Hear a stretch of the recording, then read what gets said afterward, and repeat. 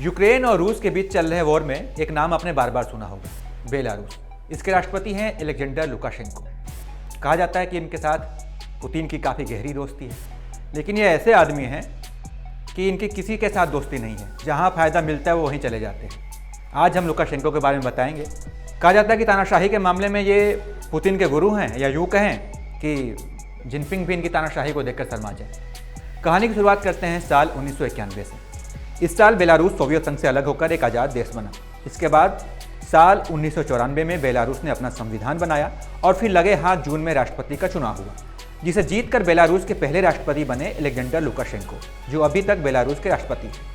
कहने को तो यहाँ हर 5 साल में चुनाव होते हैं, लेकिन चुनाव की पारदर्शिता पर बलिहारी जाइए।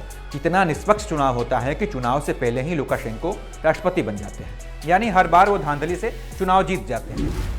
फिर आया साल 2010 का चुनाव। इस बार जनता ने मन बना लिया कि लुकाशेंको को हम यहाँ से हटाकर ही मानेंगे, उनकी सत्ता उखाड़ कर ही फेंकेंगे।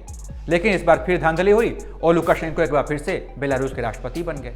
फिर क्या था, देश में हिंसा भड़क पड़ी, लोग सड़क पर आ गए, खूब हो हंगामा हुआ।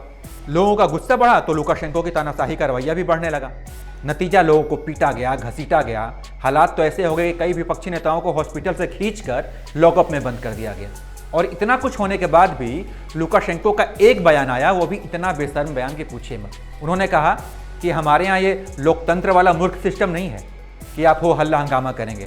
आपने हमसे पंगा लिया है तो नतीजा भी आप ही भुगतिए। लुकाशेंको की तानाशाही के बाद यूरोपियन यूनियन ने कार्रवाई की और तमाम तरह के प्रतिबंध लगा दिए, लेकिन लुकाशेंको को पुतिन का साथ मिल गया और वो सर्वाइव कर गए। फिर आया साल 2014। रूस ने क्रीमिया पर हमला कर कब्जा कर लिया। इस पूरे खेल में लुकाशेंको को अपने लिए मौका दिख गया। उन्होंने तुरंत इस कार्रवाई की निंदा कर दी और फिर क्या था, रूस की निंदा यूरोपियन यूनियन को पसंद आ गई और उन्होंने बेलारूस पर लगाए हुए तमाम प्रतिबंध वापस ले लिए। लेकिन रूस की बुराई कर उन्होंने पुतिन से दुश्मनी ले ली और पुतिन ने क्या किया कि उन्होंने कच्चे तेल के दाम बढ़ा दिए। एक बार फिर से बेलारूस फंस गया, लेकिन यहाँ फिर से अमेरिका की एंट्री हुई और उसने बेलारूस को कच्चा तेल देना शुरू कर दिया और फिर से बेलारूस बच गया। फिर 2020 में एक बार फिर से बेलारूस में चुनाव हुए।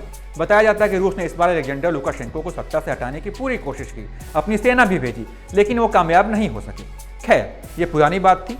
नई बात यह है कि रूस और बेलारूस एक बार फिर से करीब है और रूस जो है यूक्रेन पर हमले में बेलारूस का इस्तेमाल कर रहा है, उसकी ज़मीन का इस्तेमाल कर रहा है, वहाँ अपने सैनिक भेज रहा है, अपने हथियार भेज रहा है। चलते चलते आपको एक और बड़ी बात बता देते हैं। हमने आपको इस वीडियो के शुरू में ही बता दिया था कि अलेक्जेंडर लुकाशेंको तानाशाही के मामले में पुतिन और जिनपिंग से भी आगे हैं। ये कैसे? क्योंकि लुकाशेंको ने अपने देश में संविधान का संशोधन कर एक कानून लाया, जिसमें लुकाशेंको ने ताउम्र सत्ता में बने रहने के लिए संविधान का संशोधन कर राष्ट्रपति के कार्यकाल की सीमा हटा दी थी। बाद में लुकाशेंको को देखकर जिनपिंग और पुतिन ने भी अपने देश में ऐसा ही संविधान का संशोधन किया और ऐसा कानून लाया कि वो सत्ता की मलाई जो है हमेशा चख सके।